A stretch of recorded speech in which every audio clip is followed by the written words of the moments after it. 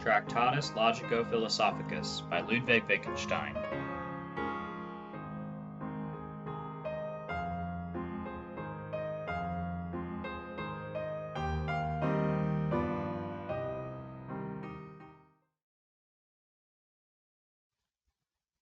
Preface. This book will perhaps only be understood by those who have themselves already thought the thoughts which are expressed in it, or similar thoughts. It is therefore not a textbook. Its object would be obtained if there were one person who read it with understanding and to whom it afforded pleasure. The book deals with the problems of philosophy and shows, as I believe, that the method of formulating these problems rests on the misunderstanding of the logic of our language. Its whole meaning could be summed up somewhat as follows: what can be said at all can be said clearly, and whereof one cannot speak, thereof one must be silent. The book will, therefore, draw a limit to thinking, or rather, not to thinking, but to the expression of thoughts. For in order to draw a limit to thinking, we should have to be able to think both sides of this limit. We should therefore have to be able to think what cannot be thought.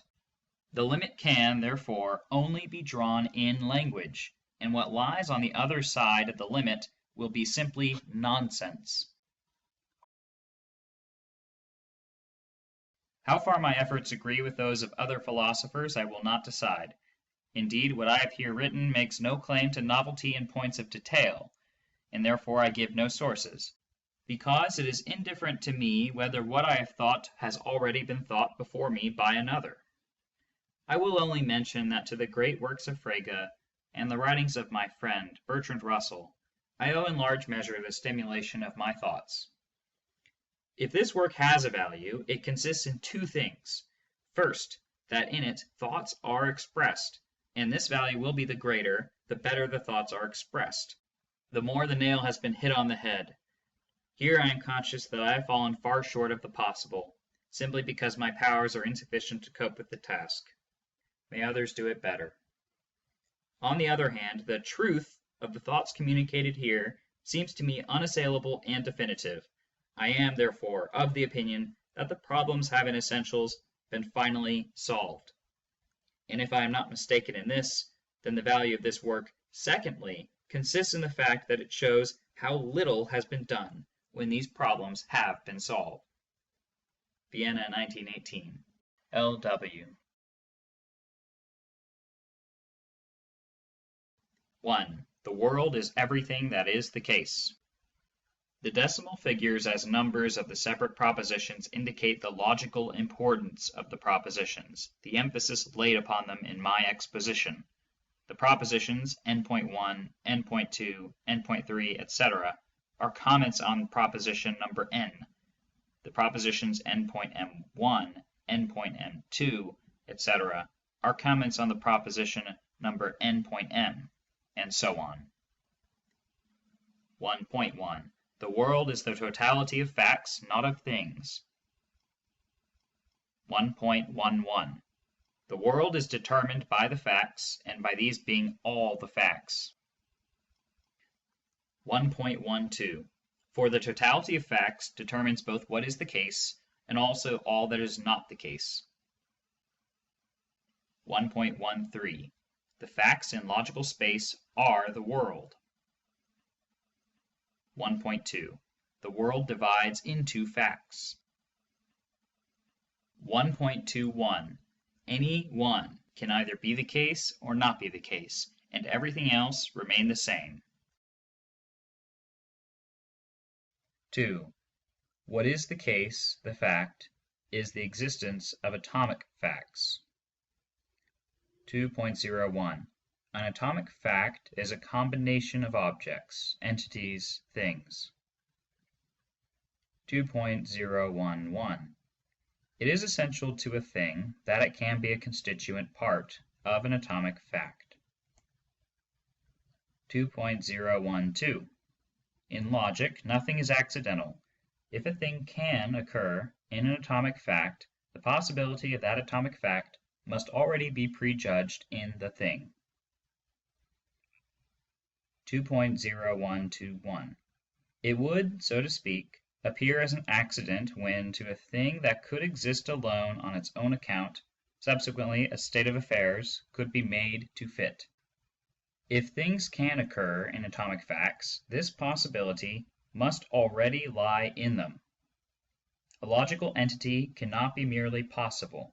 Logic treats of every possibility, and all possibilities are its facts. Just as we cannot think of spatial objects at all apart from space, or temporal objects apart from time, so we cannot think of any object apart from the possibility of its connection with other things. If I can think of an object in the context of an atomic fact, I cannot think of it apart from the possibility of this context.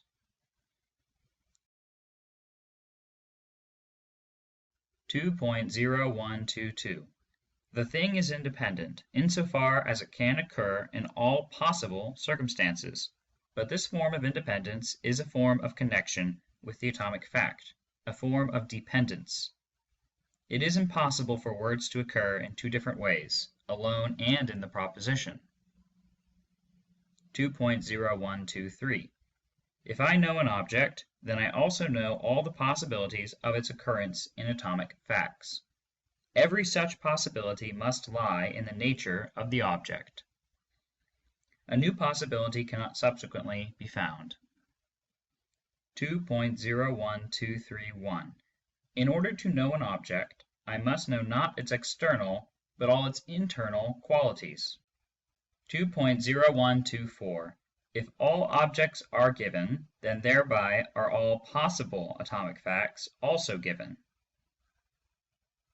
2.013 Everything is, as it were, in a space of possible atomic facts.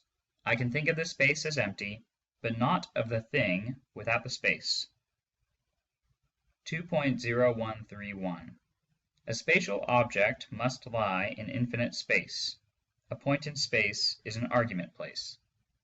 A speck in a visual field need not be red, but it must have color. It has, so to speak, a color space round it. A tone must have a pitch, the object of the sense of touch a hardness, etc. 2.014 Objects contain the possibility of all states of affairs. 2.0141 The possibility of its occurrence in atomic facts is the form of the object. 2.02 The object is simple. 2.0201 Every statement about complexes can be analyzed into a statement about their constituent parts, and into those propositions which completely describe the complexes. 2.021 Objects form the substance of the world, therefore they cannot be compound. 2.0211 If the world had no substance, then whether a proposition had sense would depend on whether another proposition was true. 2.0212 It would then be impossible to form a picture of the world, true or false. 2.022 It is clear that however different from the real one an imagined world may be, it must have something, a form, in common with the real world. 2.023 This fixed form consists of the objects. 2.0231 The substance of the world can only determine a form and not any material properties, for these are first presented by the propositions first formed by the configuration of the objects. 2.0232 Roughly speaking, objects are colorless. 2.0233 Two objects of the same logical form are, apart from their external properties, only differentiated from one another in that they are different. 2.02331 Either a thing has properties which no other has, and then one can distinguish it straight away from the others by description and refer to it, or, on the other hand, there are several things which have the totality of their properties in common, and then it is quite impossible to point to any one of them. For if a thing is not distinguished by anything, I cannot distinguish it, for otherwise it would be distinguished. 2.024. Substance is what exists independently of what is the case.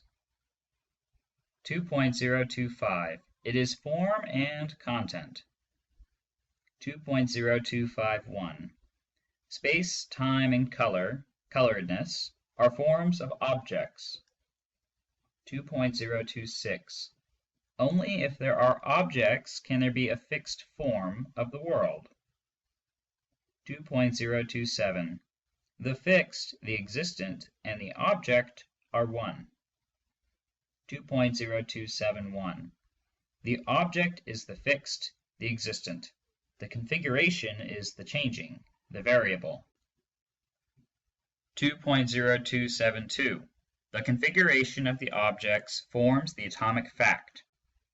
2.03. In the atomic fact, objects hang one in another, like the links of a chain. 2.031. In the atomic fact, the objects are combined in a definite way. 2.032. The way in which objects hang together in the atomic fact is the structure of the atomic fact. 2.033.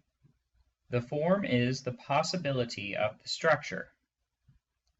2.034. The structure of the fact consists of the structures of the atomic facts.